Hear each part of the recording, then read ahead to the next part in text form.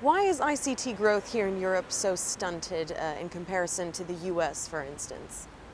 So EU companies in ICT particularly are less performing compared to the US and also emerging Asian companies here, basically because they tend to focus on different subsegments in the ICT market here. So Europe tends to focus more on equipment and on telecom providing and is much less present in the new emerging markets of platforms, software, applications, and it's particularly in these subsegments that most of the opportunities for growth are.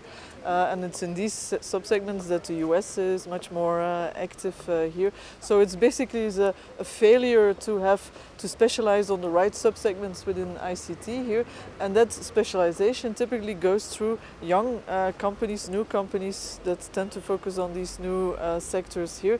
And so in general it's a failure of the EU system to have new firms in these new ICT subsectors where most of the opportunities for growth are.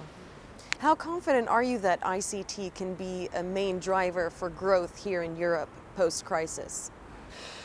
There's definitely ICT is a very powerful engine that you can use for GDP growth here. Not only the ICT sector itself, but also the use of ICT in other sectors here to stimulate growth. And then what we also see is that it's particularly these new subsegments that have been much less vulnerable for crisis than the hard equipment and telecom providers here. So again, these new subsegments where Europe fails to specialize in were the most or the least sensitive to the crisis here.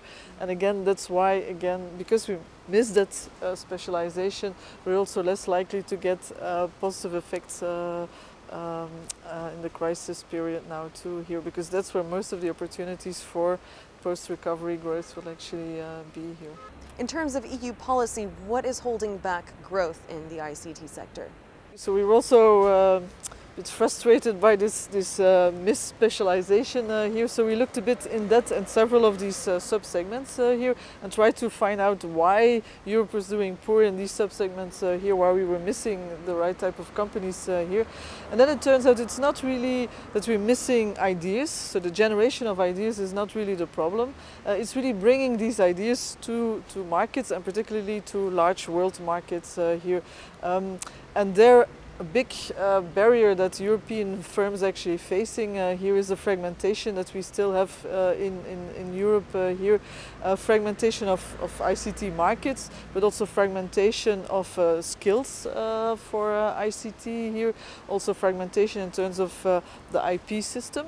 Patents, we have already made some progress there, but in terms of copyrights, definitely too much different regulations in different countries here, and all this makes it very difficult for European companies, even if they have the ideas, to bring those ideas to a large enough critical scale here to make it into world leaders here. So this fragmentation of the European digital market in the different dimensions is definitely a major cause for why we are failing to specialize in these sectors and getting the growth returns out of ICT.